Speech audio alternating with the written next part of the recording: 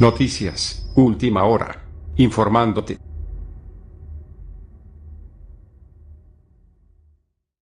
Maduro ha amenazado abiertamente a todo aquel grupo que se quiera rebelar al régimen venezolano.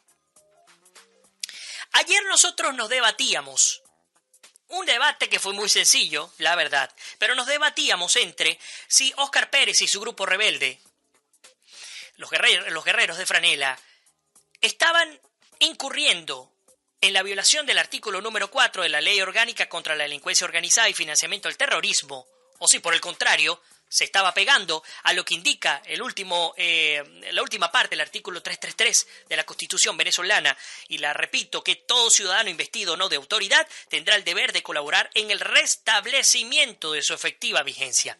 Son preguntas que quedan para que ustedes, por supuesto, se las respondan, pero en el marco de estas preguntas que ayer las contestamos o las discutimos un buen rato, bueno, Maduro ha dicho que los grupos que financien les tocará el mismo destino de Óscar Pérez.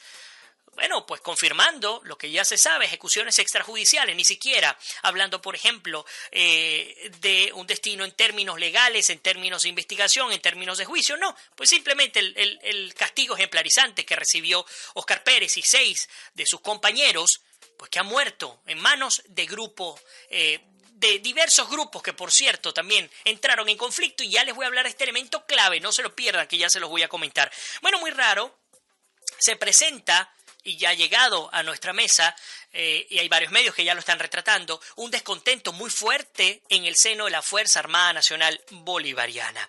Runrunes nos habla de 4 revelaciones importantísimas a partir de declaraciones incluso oficiales de carrera en función que de manera anónima compartieron su opinión en torno a lo que ocurrió este día lunes. El primero fue la pobreza en un hecho coherente carente de desorganización. Es decir, el régimen venezolano pudo haber capitalizado la detención de este grupo de venezolanos en rebeldía, porque eran rebeldes al régimen venezolano, bueno, capitalizarlo, deteniéndolos con sus fiscales, con sus defensores del Ministerio Público, con todo el show mediático. Pero es que la respuesta es que eso no era lo que se quería. De ninguna manera era el objetivo al llegar al escondite, a la guarida del grupo rebelde. Entonces, lo primero que se dice, oye, una gran pobreza en términos de la coherencia, en términos de organización, abundantes acciones erráticas, y además nos dan ejemplos puntuales. Por ejemplo, oye, con recursos innecesarios como este tanque militar .40, o como por ejemplo el lanzagranadas antitanque RPG-7, que era ya denunciado por parte de Óscar Pérez cuando ya estaba herido.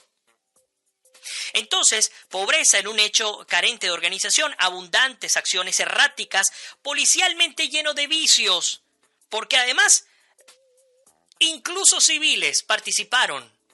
En este caso hablando de los paramilitares, porque esos sí son paramilitares, esos sí son terroristas, esos sí tienen muertos, esos sí tienen heridos, esos sí tienen secuestrados. Bueno, que participaron en esta operación. Presencia de tropas de distintos cuerpos descoordinados. Sin duda alguna, fue otro de los elementos fundamentales, y de allí a que hay una versión muy fuerte de algo que es importantísimo, que tiene que ver con que ha sido relevado de sus funciones el comandante de la Guardia Nacional Bolivariana. Sergio Rivero Marcano ya no es, apenas había sustituido se me va el nombre en este momento, a Benavides. Bueno, ahora estuvo Sergio Rivero Marcano hasta casualmente un día después del ataque del ajusticiamiento al grupo rebelde venezolano. Ahora está por él el mayor general Richard López. ¿Y por qué lo comento? Porque aparentemente, según la información con la que cuentan buenas fuentes, pues definitivamente hay un descontento creciente por parte de la Fuerza Armada Nacional, porque hay evidencia clara, pública y notoria de que este grupo procuró rendirse, pidió rendirse. Incluso está el testimonio fílmico, el testimonio audiovisual, el momento en el que se negociaba con este mayor de la Guardia también venezolana. La realidad, un piloto que fue el principal reportero de su historia, porque no había, por ahí nos están reportando que se fue el audio, me gustaría si todos, si les está pasando a todos o si por el contrario solamente le está ocurriendo a Judith Coromoto Carmona, me encantaría que por favor me puedan reportar para corregir si hay algún problema en términos de audio, pero continúa, mientras tanto, lo que les comento, bueno, los medios de comunicación pues sencillamente no portaron por allí, no tuvieron la oportunidad de acceder al lugar y no tuvieron la oportunidad, que es lo que hace más extraño todo este tema, ante un régimen que le encanta el show, le encanta el espectáculo, le encanta el amarillismo, le encanta darle vuelta a toda la historia. Porque en lo que sí han sido buenos es en instaurar su famosa y triste hegemonía comunicacional. Bueno, resulta que no hay ni un solo documento audiovisual, ni siquiera el Sistema Nacional de Medios Públicos. Así se ha editado, es que ni siquiera editado hay. Eso, por supuesto, vuelve a levantar las sospechas de la comunidad internacional. Continúo, el único piloto, les digo, el piloto, mejor dicho, fue el principal reportero de su historia, hasta que finalmente no hubo otra oportunidad.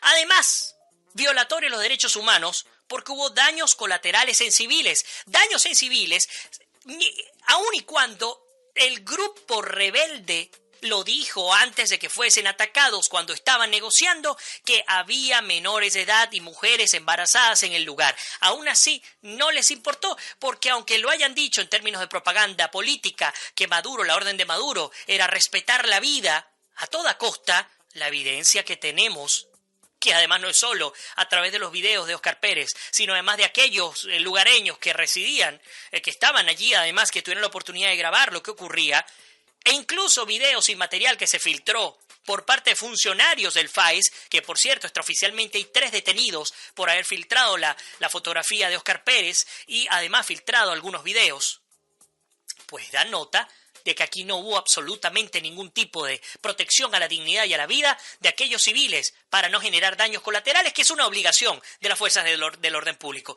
Pero bueno, ¿cómo puede haber? Si ni siquiera hubo coordinación entre los organismos, el FAE por un lado, la PNB por otro lado, la Fuerza Armada por otro, los colectivos por otro. Ahora comienzan las versiones sobre el asesinato, sobre la caída de este líder del colectivo Tres Raíces, si mal no recuerdo, del 23 de enero, que por cierto, mientras que los cuerpos de los rebeldes caídos no se entregan por orden de la Fiscalía Militar venezolana, pues se le rindió honores en el Cementerio del Este en Caracas a este individuo, además, que portaba documentación falsa, porque es otra realidad. Néstor Reverol no es que omitió el nombre de este supuesto tercer caído, sino que resulta que respondía, aunque el nombre real es Heiker Vázquez, respondía al nombre de uno de los supuestos funcionarios que había caído, según lo que destacó Reverol. Entonces, pobreza, un hecho carente de organización, abundante acciones erráticas, policialmente lleno de vicios, una presencia de tropas de distintos cuerpos descoordinadas, daños colaterales en civiles, recursos innecesarios, como ya se los he comentado, el tanque militar .40, los lanzamientos antitanque, los lanzagranadas antitanque RPG-7 que destruyeron a la ciudad. Mientras tanto, en términos de coincidencias, los expertos militares dicen, oye, pero es que además en términos de tratamiento, y ya ustedes lo conocen, Óscar Pérez no asesinó a nadie, tampoco hubo heridos. Los que lo acompañaron, además, manifestaron a viva voz que se rendían. Y ante esa realidad hay una obligación de respetarle la vida a quienes se están rindiendo. Indica el gobierno, por supuesto, que de ninguna manera se estaban rindiendo, que era mentira, que ellos atacaron. ¿Dónde está la evidencia?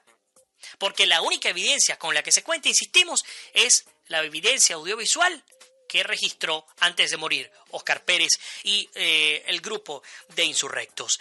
También la participación de civiles de colectivos, como se los he comentado, para hacer el trabajo sucio de las Fuerzas Armadas Nacional, la Fuerza Armada Nacional Bolivariana. En todo caso, en términos de resultados, se ha nombrado un nuevo comandante de la Guardia Nacional este 16 de enero, un día después, y por supuesto, aquí la única conclusión a la que llega el nuevo Herald de los Estados Unidos de Miami es que a Óscar Pérez la orden fue de asesinarlo. Miguel Enrique Otero dice, asesinaron a un opositor real a pesar de su rendición. Lo condenaron a muerte. La Fiscalía Militar, como les digo, lleva el caso del grupo y no entrega el cadáver de estos rebeldes. Human Rights Watch, por supuesto el director José Miguel Vivanco, ha dicho que compara Venezuela con las dictaduras de Argentina y Chile sobre supuestos terroristas muertos. Luisa Ortega Díaz dice que está recopilando información para llevarla a la Corte Penal Internacional, mientras que Felipe González, expresidente de España, insta a la Unión Europea a ampliar las sanciones y dice que en Dominicana no se habla de democracia en ningún momento, en ningún documento se habla de democracia, se habla solamente de paz y concordia. Cuento corto de convivencia, status quo.